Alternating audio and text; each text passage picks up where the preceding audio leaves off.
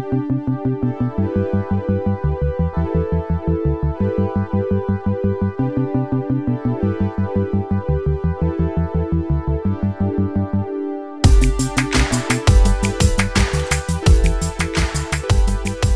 everyone, it's the Show Weekly podcast bringing you a very special episode of The Greatest Showman. It's been an online film festival where we've been celebrating all things Academy Awards. I'm your host Joe, joined today by Charlie. How you doing, Chaz? Not bad, mate. Yourself? I'm okay, yeah. Were you tired last night waiting up for the Academy Awards, or did you fall asleep? I fell asleep. Same. I tried my best, and I couldn't. We really wanted to watch them live, but we thought it started at midnight, and then it turns out it was 1 a.m. and staying up until 3 or 4 was just not the one. And I'm glad I didn't. Yeah, we'll same. talk about that in a minute. Yeah, absolutely. As always, do be sure to follow our socials for updates and news. Hit that notification bell, drop us a like or a follow. We really appreciate the support. As you probably know, we've been doing The Greatest Showman throughout April. We've had a really packed viewing schedule for like the past 4 weeks now. Movies like Chaplin, No Country for Old Men, Lord of the Rings, Casablanca, and of course some of our 2021 Best Picture nominations. We had Nomadland, The Trial of the Chicago 7, The Five Bloods, and Mank. We do hope you were able to catch a few of those films. If not, hopefully our discussion today will persuade you to do so. But it was the Academy Awards last night. We have a lot to talk about today. So let's just get straight into it. Chaz, you did some predictions on Twitter yesterday afternoon. I'm just going to read yours out. And, embarrass me. Why don't you? Go on. Yeah, go for it. So best screenplay, you went for Chicago 7. Yeah. Best cinematography, you went for Mank. That's a very educated guess. I like that one. Actress, you really were trying so hard for Vanessa Kirby to win. Mate. Oh, she deserved it so much. Yeah. I'm gutted that she didn't get it. Best director, big reach here for David Fincher, in my opinion. massive reach. Yeah.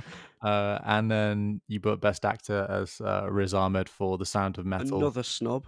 Yeah, indeed. And then best picture, a great British film, Promising Young Woman, of course, directed by Emerald Fennell. She's quite an up and coming. Well, I wouldn't say up and coming. She's been around for a bit, mostly sort of in the British film industry. I feel like if someone's nominated for an Oscar, you can't call them up and coming. I don't know. Well, the thing is that she's just gone from, hardly being recognised to just this completely international star, like superstar, director, actress, you name it. She's just fantastic. Obviously, British TV fans will recognise her from Call the Midwife for a few years, and then also Netflix fans will know her from The Crown very recently, playing Camilla, stirring the pot. But yeah, no, and now obviously directorial debut with Promising Young Woman and best original debut screenplay. It is. I know, indeed. Astonishing. And not as boring as Nomadland. Yeah, we'll get onto that in a second. Of course, your predictions were just a wee bit off. A little bit. You did manage to predict Mank's cinematography win. One, yeah. Why don't you read out my predictions? You can embarrass me as well. Well, mate, not as embarrassed as mine, is it? So you put Best Picture Nomadland, which, I mean, it was never not going to win, was it? Let's be real. Best Actor Chadwick Boseman, wasn't it? Oh, yeah. We'll talk about that. We'll talk about that. Director was Nomadland again. I don't know how to say her second name, so I'm not saying Zhao, I think Chloe Zhao. Okay, right. Actress Carey Mulligan, which again, I struggled between Vanessa Kirby and her. I think they were both ace performances. And then we got cinematography Nomadland and screenplay Promising Young Woman. Indeed, yeah. So you got director, picture, and screenplay. Yeah, 3 out of 6 guesses. Yeah. Not bad. I'll take it. 50-50. Yeah. Of course, at the moment for our listeners, we're just throwing names out. So I feel like we should go through the big winners from last night. So yeah, obviously, we'll start from the least thrilling to the most. We'll start with the visual effects winner. Obviously, this is such an obvious bloody award, isn't it? Yeah, I don't know why. When Christopher Nolan and Hoyte van Hoytema, I think it's his name, whenever they collab on a film, which has been since The Dark Knight Rises now, I think. Right. He's been Chris's cinematographer, head of, director of photography. Yeah. I don't know why the Academy don't just hand them an The Academy Oscars Award straight before away. the, yeah. Because I mean, this has been what did Dunkirk win visual effects? I mean, it should have done more than Tenet. Yeah, I definitely know Inception, Interstellar both got Tenet, and I just think their implementation of 70 millimeter film is just hard to ignore, isn't it? Yeah, yeah. Yeah, I mean, there was the only one on that list really for the nominations, wasn't it? That was gonna win. yeah. Again, I think a common theme that we're going to see today is that this was kind of a shit year for film, I and mean, the films were good. There was I just don't think there was much variety in terms of yeah, like. Was there even a comedy nominated for the like best picture? Like it's just no, mental it was very drama focused. yeah, absolutely, yeah, for sure. There wasn't a war film this year. There was no sci-fi. My favorite year of the Academy Awards in recent memory was the year in which Arrival was nominated for Best Picture, Right. which really surprised me, being just quite a niche sci-fi film. And Mm. at the time, Denis Villeneuve was only kind of known for his films back in France, and then also for Sicario that he did, but and Prisoners with Roger Yeah. Deakins. But yeah, so that was a good year. I Anyway, quite like. Was it last year when it was Jojo Rabbit and yeah, 1917? That was a yeah, really good year. indeed, yeah, that So was I a. had the variety. It wasn't just drama. Like, I feel like even though you didn't get many of your predictions, it was still a very predictable year. And I think oh maybe your yeah, predictions were more hopeful and oh less yeah, yeah, yeah, educated. yeah. Mine were like they were my favorites. Yeah, I wasn't like if I was gonna go for what the Academy would have chosen, then I think it would have been looked more like yours. yeah. Definitely. I think I played it safe, and I was like, "Oh, it's gonna be this, isn't it? It's gonna be that. Yeah, It's gonna." yeah, yeah. Um, yeah, and then obviously moving on, we did get film editing and sound both went to the Sound of Metal, which Deserved it. I hundred haven't got percent. around to seeing yet. Have you Oh seen it? mate, yeah, it's great. The only How? other one I would have given editing to is Chicago 7. I thought that was Yeah. edited well, but Sound and Metal and yeah, deserve both of them. hmm Is it how similar is it to Whiplash, or is that a crime to compare the two? Uh, it's not as music focused. Yeah. I think yeah, not it's not really that similar. I wouldn't say. Okay. I think which is better? I think Whiplash takes it slightly, whereas this is like if you've got tinnitus, you'll like sympathize with this man Yeah. 100%. It's horrible. Like it does it well. It shows what it's like really well. hmm Wait, do you have it? Yeah, I do. It's fucking horrible. Oh man, I It's never like knew that. Please isolate that and just we'll use that on a soundboard. Hmm.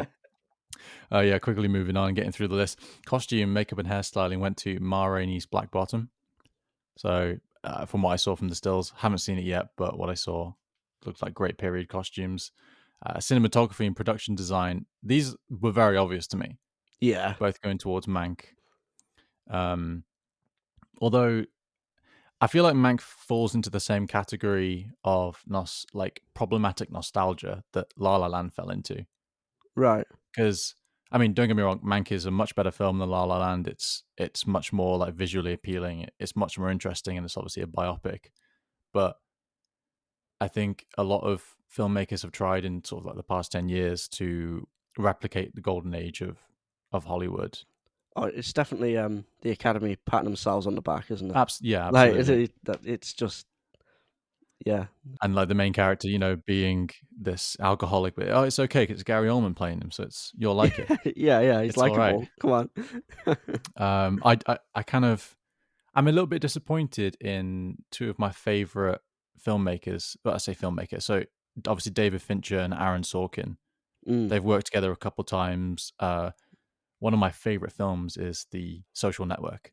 yes. Yeah. Yeah. Yeah. Obviously directed by Fincher, written by Sorkin.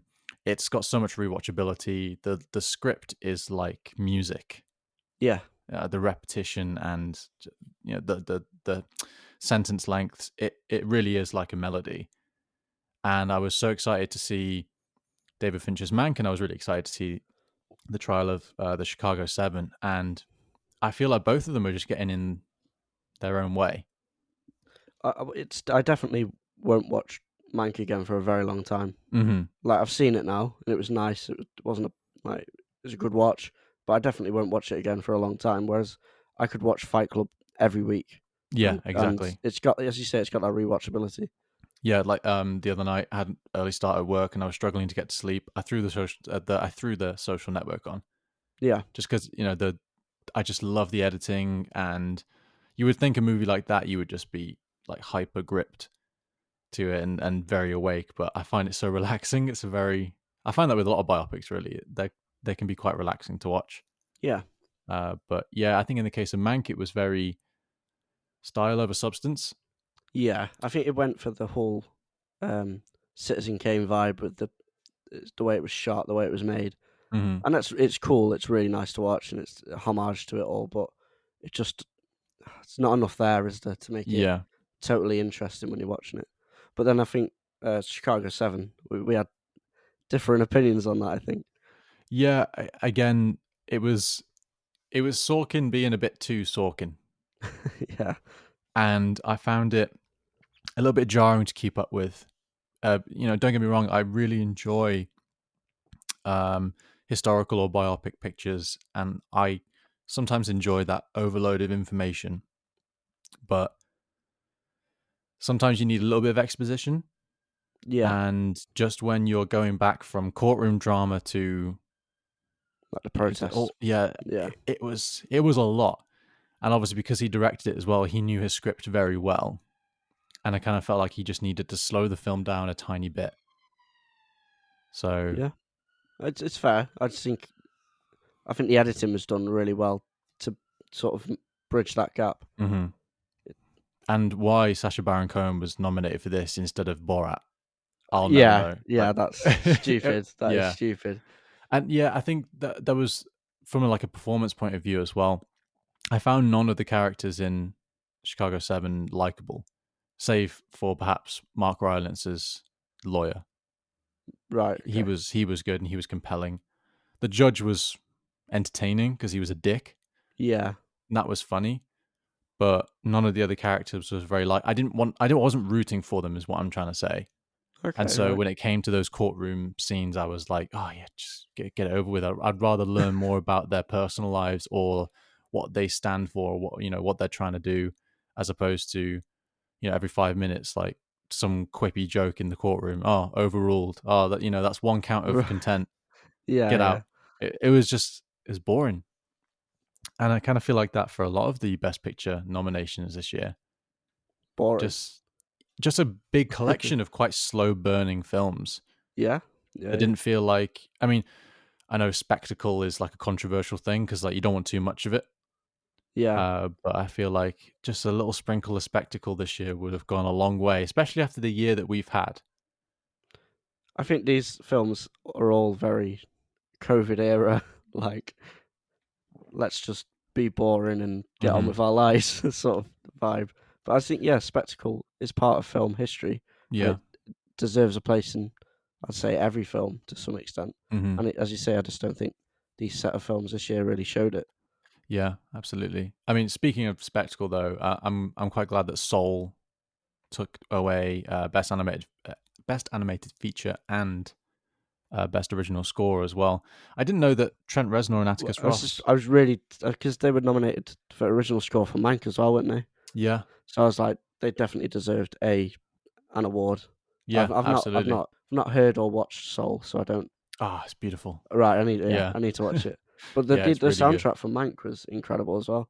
Yeah. Really Yeah. captured the era well, while putting a bit of a Trent Reznor, Atticus Ross twist on it. It was nice. Yeah.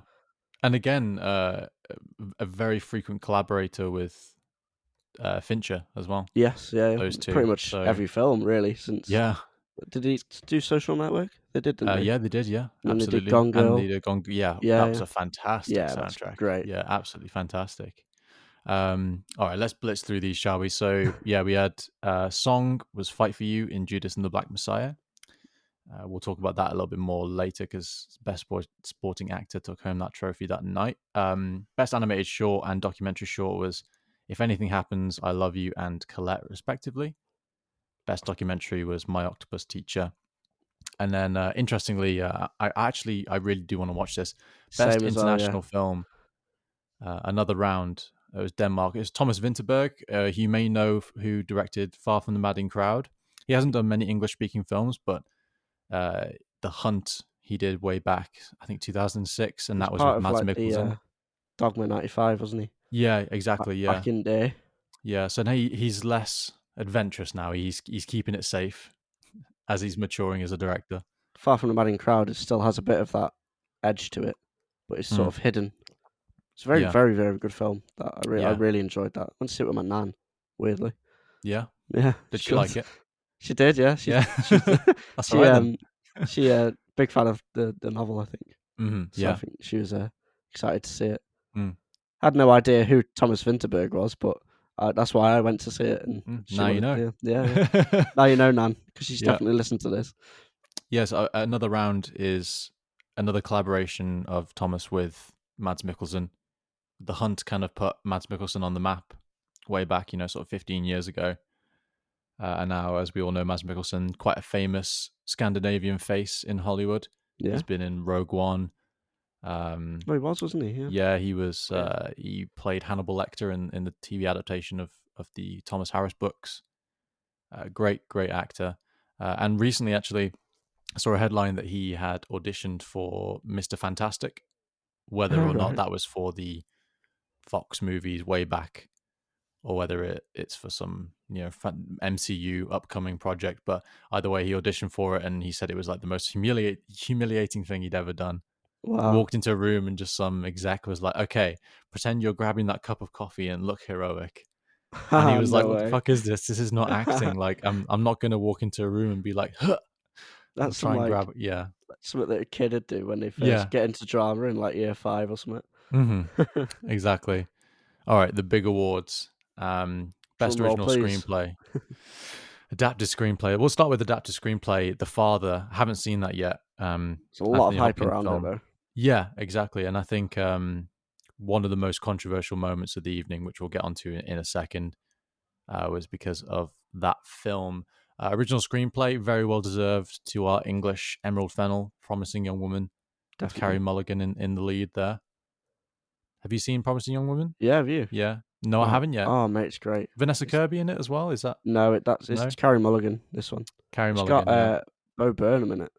Oh wow. Yeah, yeah. He plays like the love interest who like, and he also like the I suppose the antagonist. Is he quite serious in it? Part of it is, and then part of Yeah. it. It's a very weird film because do you know what it's about at all? Or No, not at all. so this lady and her friend when they're in college, she gets like sexually abused, Mhm. and years later, that Carey Mulligan's character is finding all the men that are involved and like going on nights out, pretending she's blackout drunk, and then Mhm. getting back to their house and going so far until they start to make a move, and then she like switches to being stone cold sober, and is like, "What are you doing?" Like she's calling out men who like sexually abuse people in a sense. It's very 2021. That's good. It is very Yeah. very 2021, yeah.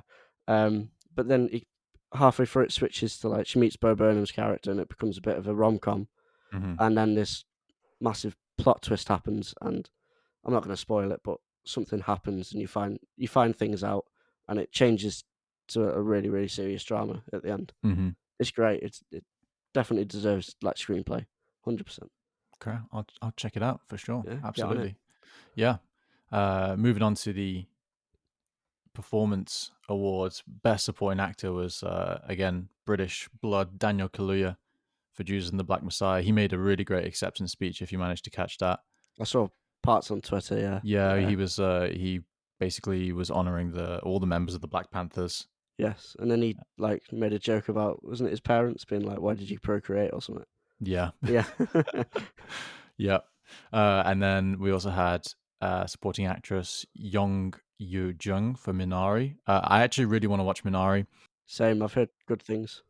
Yeah, I'm really also, I feel very proud of Stephen Yun because I grew up watching him in The Walking Dead Oh, okay, right. when I was like 13. And and he left that show sort of around season 7, and I think for him to come from a supporting character in by the time he left, quite a weak sort of B-list show that had its day, to go from Right. that to then being nominated as well, and being part of that film was fantastic. I also really liked Young Yoo Jung's joke when she went upstage to collect her award, and she was like, "Oh my god, it's Brad Pitt! Finally, like I finally met Brad Pitt. Come closer." And he was like, "I can't." So that was really good. Moving on to the big ones, we obviously had Best Actress Frances McDormand Oh, I in don't know about that award, you know. Nomadland. I mean, so she's a phenomenal actress, in my opinion. She approaches her characters with such depth and research, and you can see that there's a lot of craft that goes into her performances. And now she's actually tied with Daniel Day Lewis for the most Academy Awards Wow. for performance, which I actually thought was Meryl Streep, but maybe that's nominations. Right, okay. But yeah, now she's tied with Daniel Day Lewis. And I think just to talk about Nomadland very briefly, the bit that got me to think, okay, she really did deserve like a consideration for this award is when she recites the Shakespeare sonnet. Yeah. That's it's hard to carry across the meaning of a sonnet if you don't have some kind of very well trained um, process when approaching Shakespeare and text. And to not even have a visual representation there. So like, it Exactly. was Yeah. just a voice, wasn't it? Yeah, because it When cut she was away. yeah. Yeah. And I was honestly hanging on every single word. She had the rhythm, the iambic pentameter just completely down. She didn't drop any words, and it was just fantastic. And I'm not saying that her whole performance, the award is based off of that, but that bit for me was really special. Have you seen Um, Pieces of a Woman? no, Mate, when you watch that, I think you realise that I think Vanessa Kirby was really uh huh. snubbed on that one. See, I feel like as much as we were looking forward to watching these films at the start of the month, but I do get the sense that we watched the wrong ones, or like we hosted the wrong films, Right. in the sense that we're talking to you now, you're saying that all of the ones that were nominated that we didn't put on our festival were like amazing, and I kind of get the sense that we were kind of a bit bored with Nomadland, and I was disappointed with Trial of Chicago 7 and Yeah. Mank. The thing Um, is, they were all on Netflix when we, or a yeah, streaming service when we put the festival together, weren't they? They were already out. yeah, Whereas I think some of these have they're just coming to England now, aren't they? Really, hmm which is yeah, a shame, absolutely. but Yeah, I don't actually think Nomadland is on any English streaming site at the moment. It is coming it's to Disney coming. Plus for Yeah, I was gonna UK, say, yeah, yeah, at the end of the month. Um, but yeah, no, I will definitely check out Pieces of a Woman for sure, because I feel like it was an easy win for Frances McDormand, just because she's yeah. won a lot of times before, and she's just adored and loved by everyone. She's a frequent collaborator with the Coen brothers, of course. It was an easy Um, choice for the Academy as well, wasn't it? They weren't going to get yeah, much backlash from that. yeah, which I mean takes us on to Best Picture and Best Director as well for the same film. Nomadland took home big three: actress, director, picture. Um, Picture, I think, is I'm not. I feel like I just don't care. Like, yeah, it Yeah, won Best Picture. It is what it is. However, I do think Best Director was a really good choice. yeah, Uh, yeah. Chloe Zhao is, she is a fantastic director, Have you and seen The Rider? no, I haven't. Is that her? Yeah, I think that was her Yeah, debut because I really, really didn't like that film. yeah, It was so. Again, it was a bit boring. Like hmm it's a it's a good drama. Don't get me wrong.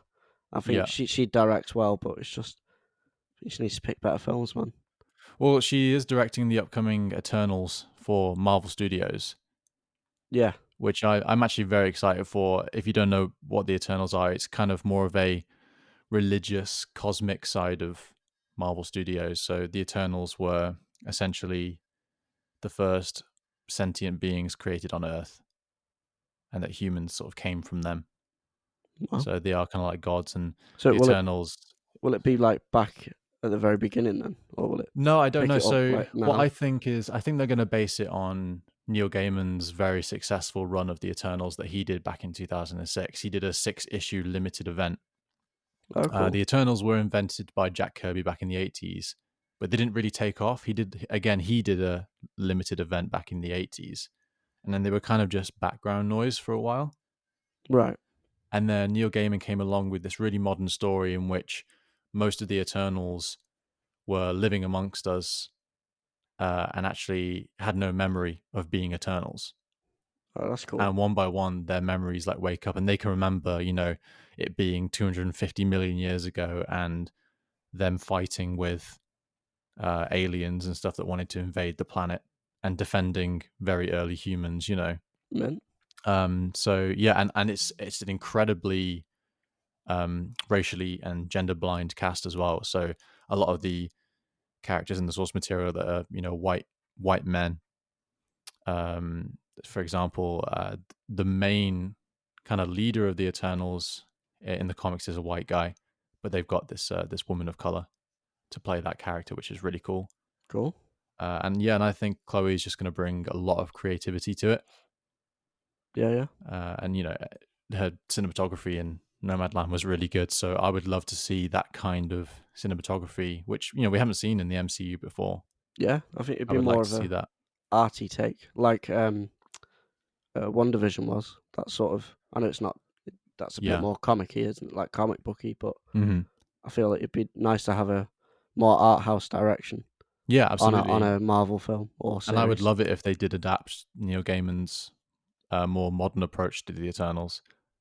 It would Yeah, be great to get that, kind of similar to Nomadland. Imagine, seeing like we're following a character with that really personal kind of cinematography style, and it's again kind of like this coming of age where they're dealing with memory loss and they're trying to remember who they are, and especially in the wake of Endgame and the world's yeah, just. yeah, I think it's going to be it's going to be an exciting year for Marvel. And just to sidetrack a little bit, I'm kind of hoping that some of the Marvel films that are coming up might actually sway you, like bring you back to the fold a little bit, just yeah, because I think the first 3 phases of the MCU were very focused on those big action team ups. yeah, And I think now that they've got the audience there and they're so bloody well established, I think yeah. they're focused on smaller stories and more branches. That'd be better. I think if it's not as comic booky now, is it? It's Hmm. more of its own thing. It's Hmm. going not going off the comics so much, and it's more Yeah. they've got more space to do stuff, which I think. Yeah, I recently just finished the season of Falcon and Winter Soldier, Oh yeah, is it good? which it was off to a rough start. It was Right, kind of it was kind of boring, and again, like you said, not very comic book. It dealt with a lot of very serious issues in the wake of Endgame, and right. obviously Sam Wilson not knowing what to do with Captain America's shield. And it dealt with that, and it largely actually followed the comic. I'm not going to give anything away, but a lot of pieces fall into place for sort of a new Captain America, and it's it dealt a lot with race as well. Right, There's okay. this really great character in the show called Isaiah Bradley, who's this elderly super soldier. He's like 80 years old, but he's like huge still. Right. And turns out that the government were hiding him from the public, and that he was Captain America in the 1950s when Steve Rogers was frozen in the ice. Oh, right. He was like the second That's super weird. soldier, but because he was black, they kept it a secret Oh, and they sort of okay. buried him. They buried his identity, and he faked his own death and went into hiding. So Sam like finds him, and essentially he's a very negative guy. He's like, just give the shield away. Like they're never going to let a black man become Captain America. Right. So it's actually a really quite poignant story. And I think a lot of the complaints were that it wasn't very action packed or comic booky or mysterious like One Division was. But I like that. Yeah, it's different. I think people have got to realise that it's not going to be the same repetitive Hmm. garbage that it has been. Yeah, No, yeah, no, exactly. it's not garbage, but do you know, like it's not going to be that repetitive now. I think Hmm. they've got to do things to draw like people that aren't interested in comic books in. Like Yeah. if they want to be successful as like a film franchise, you can't just pander to popular culture in comic books. You've got Yeah. to like apply it to other people that are interested in film. Like people that like Nomadland aren't going to like Iron Man, are they? For instance, No. generally. So you've got to adapt it a little bit, But which now is good. it can be, Marvel Studios presents The Eternals, directed by Academy Award winning Chloe Zhao. Yeah, That's quite exciting. and And that'll make uh, film buffs want to watch it rather mhm, than like a comic book film, essentially. maybe Scorsese will like it this time. Yeah, maybe he'll write a whole essay apologizing for why he Hmm. slandered it. I mean, of course, we do have some predictable Marvel stuff coming out, like Black Widow, Thor 4, I think. I like the Thor films now though, because it's Well, it's Taika Waititi, yeah, isn't yeah, it? So it's great. he's funny, and Thor 4 looks very exciting. It's following the comic line where Jane Foster, played by Natalie Portman, her character gets cancer, Okay, right. and so Thor gives her the hammer to like heal her, and she actually takes over the mantle, and she becomes the mighty Thor, which is Okay, a so really cool storyline. Thor's not dying but is going as well. Yeah, Okay, kind of, yeah. And the Guardians of the Galaxy are going to be in it as well, yeah, because that's they made sick. that joke at the end of Endgame that they were the Asgardians of the galaxy, which is kind of funny. That's great. And then obviously, at the end of this year, we do have Shang-Chi and the Legend of the Ten Rings, which I was actually having a really interesting conversation with my girlfriend yesterday about, because she was a bit confused as to why they'd already had the Mandarin in Iron Man 3, but that Mandarin was supposedly this. He was fake, wasn't he? Yeah, Yeah, but why have the Mandarin as a, let's face it, an Al Qaeda inspired terrorist, yeah. instead of a Chinese terrorist, or gangster? And now that the Shang-Chi film is actually coming out, the real Mandarin is in that, and the real Ten Rings are in that, which is it's exciting, but it also demonstrates the very complicated relationship between Hollywood and Chinese cinema, Yeah, which I think is getting better, but it's also getting a little scarier. I mean, look at Chloe Zhao. She's a Chinese filmmaker. She's very publicly stated that she didn't enjoy growing up in China, and as a result, she's had a few of her films banned. And then obviously she's transitioning this year to Marvel, and she's going to be doing the Eternals. very Hollywood. Yeah, Very Hollywood, but also Marvel has become very, very popular in China, yeah. It's and pretty as global. is very global. But then, as such, a lot of Marvel films have to adhere to Chinese rules, Right. which is wrong. So is this one that she's doing? Is it a film or is it a series? It's a film, yeah. Okay, right. It's a That's big good. film. It's got a really great cast in it. It's got Richard Madden in it from The Bodyguard and Game of Thrones. Right. Okay. Also, the guy that played Jon Snow as well. I forget his name. And also Angelina Jolie. Huge, Oh huge wow. names in the Eternals. Yeah, Nice. pardon me. It's going to be great. But I think they're going to have to really play it safe with now Chloe Zhao being attached to that. Yeah. Like I said, because her film's been banned before, and if anything is in that film that's going to offend the People's Republic of China, It's getting then edited out, isn't it? yeah, or not 100%. released, which was the case in Iron Man 3. John Favreau really pushed for the Mandarin to be Chinese to honor the source material. Right. But China basically said, well, Iron Man is a white American and the Mandarin is Chinese. So what you're trying to say is Chinese people are terrorists Fuck's and sake. Americans are better than us. So they had to change it. And as a result, we've now got one of the most hated villains because it wasn't comic book accurate. And Ben Kingsley was just so wasted in that role. Um, so Mad. it's kind of interesting that they'll allow the Mandarin to be in Shang-Chi just because Shang-Chi is Chinese. Right. So we'll see. But obviously, Chloe Zhao's not directing that one. And again, I think what's interesting is when we looked at Crazy Rich Asians, we had a really interesting conversation about like Asian American versus Asian film. Mm. And I do get the sense that, well, Shang-Chi is just another Asian American film. The actors in it are American. They just are like second or third generation Chinese, or they've like emigrated. It's interesting to see if it will be successful in China or not. Yeah. I mean, look at Avatar. Avatar weirdly had its 3D version banned What? Not the originally. 2D. No, not the 2D one. Why? That's so strange. It's such bullshit, man. It's so basically they were worried that obviously, because it's definitely the most democratic country in the world, right? You know that. Like Oh, China's come like on, Joe. You're not.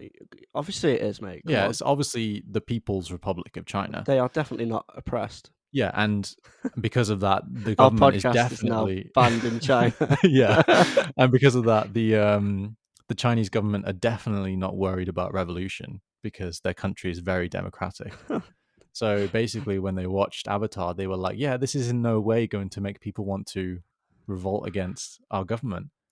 But so what we'll do is we'll ban the 3D one because that one's more lifelike. Ha! No way. No way they didn't. Yeah. Oh, that's bullshit. That is So stupid.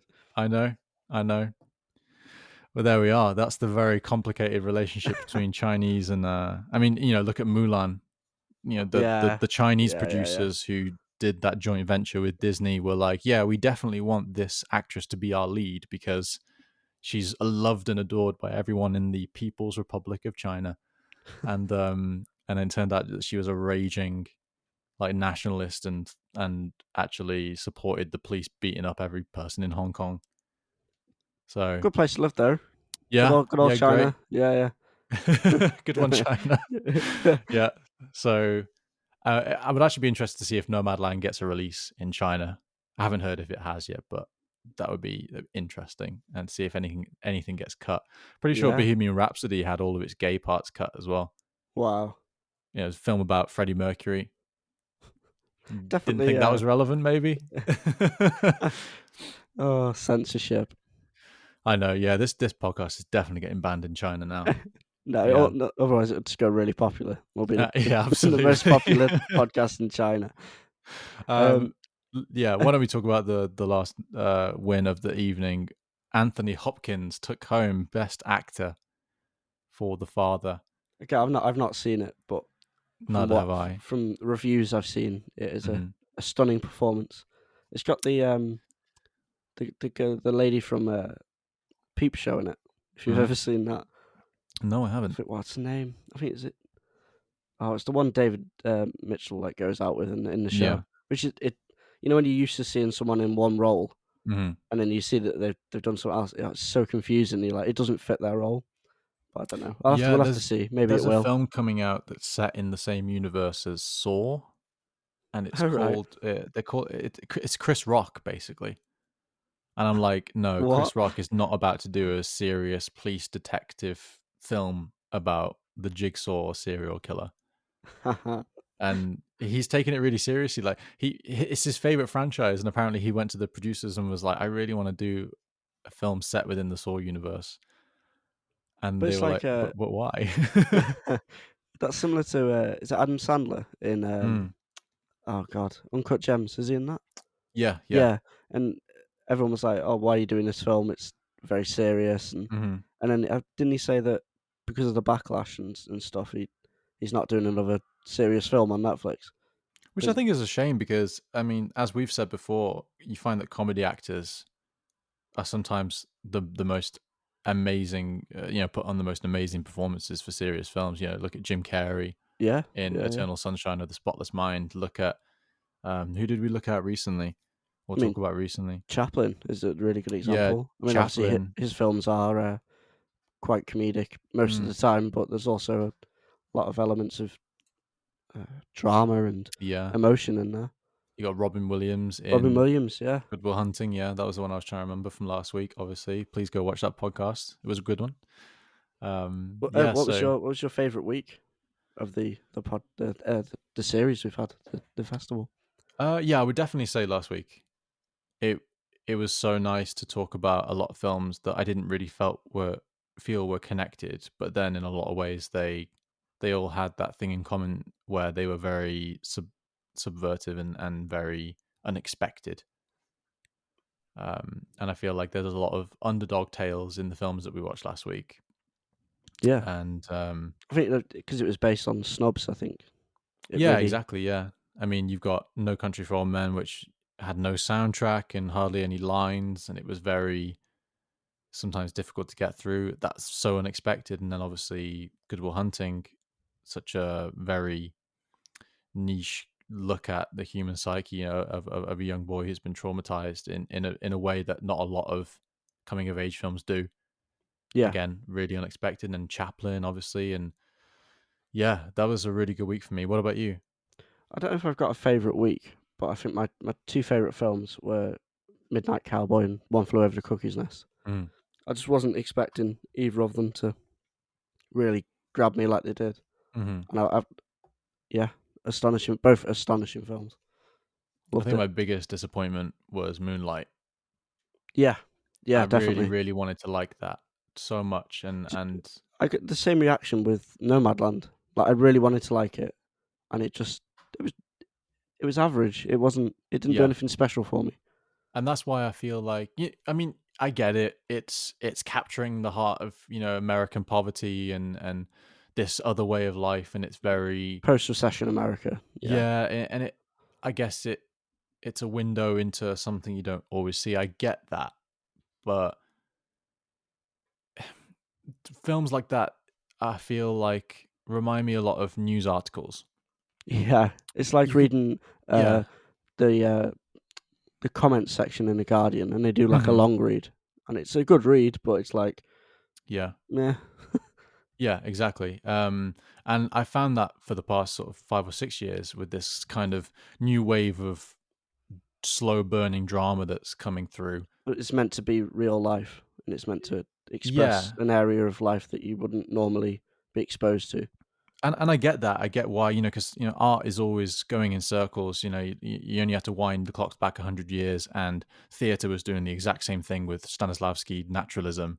Yeah, And films like this just remind me of like having to sit in a lecture theater during my first year of uni, reading Anton Chekhov, fucking Cherry Orchard, which is the most boring play I've ever read. right. Which is still again about similar kind of social issues.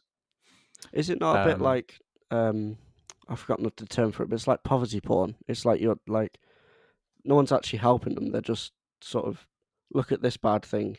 yeah, I've never heard of that term, but that's an I interesting. don't know if it's actually called that, but Yeah. there is an actual term. But it is sort of like you're just hmm watching the spectacle of someone or a group of people that are like underprivileged or whatever, and you're the privileged one, like looking over, going, "Oh yeah, that's bad," but I'm not actually going to help you. I'm just going to make Yeah, money off filming you being poor. which I'm sure was not Chloe Zhao's intention at No, all. no, no. I'm not saying it was, but there's a wave, as we've said, there's a wave of these sort of Yeah, and films that when look you at it. say that, I can immediately think, Manchester by the Sea, Moonlight, um, yeah, obviously They're making Nomadland, money out of and the issues that are very serious, yeah, and yeah, obviously they're absolutely, bringing awareness to it. But how much awareness does it need to make itself? It's void of that poverty porn accolade. yeah, Do you know what I mean? yeah. I found that a lot with Best Picture winners, and I feel like that's why there's that big La La Land mix up with Moonlight winning, and sometimes I don't know what is worse really. Like, was La La Land or Moonlight? Like, neither of them were good, Yeah, and so the Oscars are always, one of three things will always happen at the Oscars. It will either be very progressive wins and awards for people of color, which is how to say this correctly, is obviously fantastic and great for representation, but it doesn't solve the problem. yeah. Like, the Like, problem is rooted in the industry. but also it's like, well, are they trying to make themselves look good by giving the award? Are they trying to be trendy? Well, yeah, yeah, exactly. Yeah, Yeah, yeah, yeah. yeah. And then the second thing is they'll either give the award to, as you say, a poverty porn film, a really boring, slow burning drama that makes all the old white guys in Hollywood be like, oh yeah, those were the days when we used to live on a plantation and loads of people were living in caravans. But also, Uh, and if they give that the win, it makes them look good again. yeah. Or then do they go for the nostalgia factor with things like Mank, Mank, yeah, La yeah. La Land? And there's a reason why things like Promising Young Woman probably didn't win, and sci-fi never really wins, Yeah, and and they sometimes, as with like Arrival or Promising Young Woman, are probably one of the better films on the list, yeah. and they'll just never get a chance because they're not one of those three areas we've touched on. And I feel like Christopher Nolan knows this, and I feel like he was done with the Academy a long time ago. Yeah, And I feel like it's only ever Warner Brothers who pushes for his films to get represented, but I don't think he makes films. Well, and this is something that I really like about him. I don't think he makes films to win Academy Awards. I think he used to, yeah, but I think when Inception was snubbed for Best Picture, which is, in my opinion, arguably one of the smartest films ever written, yeah, it was a bit of a wake up call that I'm just going to make films that I enjoy exploring the themes of. And yeah, Dunkirk was nominated for Best Picture as well, and he was nominated for Best Director. But that, to me, that was just because it was, again, nostalgic war film makes white people feel good. yeah, That, yeah, yeah. we defeated fascism. Um, but Aren't we good boys? aren't we good boys? Yeah. And now 80 years later, we're still we're now one of the most racist countries on the planet Yeah, still. it's a tough So, one for like a director. You must be like, well, it must be meant to get an award because the exposure you get from that is incredible, and then mhm, it'll make you can go on and do other things that you believe in, like Nolan has. mhm, But on the other hand, it's like, what does it actually mean? Like, yeah, it is literally a bunch of old white guys giving you an award for a film they enjoyed. It's yeah. like, what makes the Academy amazing to give the award? Like, who cares really? I wonder what awards would win if it was by popular vote. Well, like the Marvel films, they would have so many Yeah. awards, Look at the Empire Jameson Awards as well, that Empire Magazine do or did. I'm not sure if they're doing them anymore. right? That was always popular vote, and I always loved doing that. I always loved nominating, and you would find things like Inception won or Arrival won. Um, and although I do feel like we are being kind of negative, like there are some awards in this list that I do think are completely justified, Oh, and definitely, yeah. it's so good to see people of color being represented and British film being represented and Well, and like foreign language film as well. foreign language, yeah, and also films that were really hyped up that didn't really deserve to win. Things like Mank. It was Yeah, good that that kind of nostalgia factor didn't get it to the top of the leaderboard this year. for sure. So yeah, I definitely think the biggest snubs from what you've said, The Sound of Metal and Promising Young Woman and Pieces what of was a Woman your as well. Pieces of a Woman as well. So clearly this year, I think in the wake of everything that's been going on, in the wake of 2020 being one of the most politically volatile years in the 21st century, maybe they played it safe. Who knows? Yeah. Who knows? What was your least favorite film of? Was it Moonlight or did you have? Oh, of the festival, Yeah, not necessarily one that disappointed you like Moonlight, but like what was your least favorite entry? I think Casablanca. Mm-hmm. Oh, you're on about our festival, yeah. Yeah, yeah, yeah, Yeah, yeah, Casablanca. yeah. From the way that was hyped up, and Mm-hmm. everyone in all of the industry ever has said, yeah, Casablanca's mint. Yeah. Just didn't it didn't feel classic Hollywood enough, and it didn't feel innovative enough for me. Mm-hmm. I think that's what I felt about Mank as well. I was like, it's a biopic about the screenwriter behind Citizen Kane. Yeah. You're not selling that to me at all. It's a very, I think that film would have been like, if you're still in film school, I think all the lecturers would have been like jizzing their pants because Yeah. David Fincher's made a film about fucking Citizen Kane, and then everyone Oh, else in the world is like, who gives a shit? Like, it's just, an average film. yeah. I still think the best biopic that is yet to come will be our adaptation of Robert Downey Jr.'s Well, I mean, return to it's stardom. definitely going to be better than Mank. Yeah. We'll Oh get man. Trent Reznor and Atticus Ross to do the soundtrack, Yeah, and Hans absolutely. Zimmer. Well, I mean, that's kind of it now. That's the end of our festival. I just want to say thank you, everyone listening at home, for following along. I know that our live watch along didn't go to plan due to obviously time difference, and Few we had a couple of personal commitments. reasons, Yeah, yeah. personal reasons, absolutely. But I'm still glad that we managed to get together today and react to the Oscars and talk about where we've come so far. Just as an official announcement, this is the end of our sort of season one, sort of wrapping things up today. We are going to take a couple of weeks break just because doing 4 films a week and talking about them and having 90-minute long podcasts, it's a lot, especially for Chaz, who has to edit them. Real Yeah. MVP there of the group. So yeah, I just want to say thank you all for tuning in and supporting. We will be back sort of end of May. We'll be doing season 2, and we'll just be back to some good old fashioned film of the week. Some good content there, and also another festival to look forward to in summer. Definitely more news about that coming soon. But we will still be active on our socials, so please subscribe to those, like them, follow, all of the above, drop the notification bell. You can check us out on Spotify and YouTube and Google Podcasts, all of that good stuff. And definitely use the next couple of weeks to catch up on some episodes if you've missed them. But from all of us here at Shoal, we've really enjoyed doing this festival, and can't wait for the next one. Really, it's going to be good. Do you have any closing statements, Chaz? Walt Disney's dead. Oh my God. It's a throwback. There you Yeah. go. Goodbye, Throwback. everybody. Yeah, thanks. This has been Joe from the Shoal Weekly Podcast with Chaz. We will be back in a couple of weeks, but thanks for tuning in. Bye-bye. Bye. Fuck's sake, Chaz.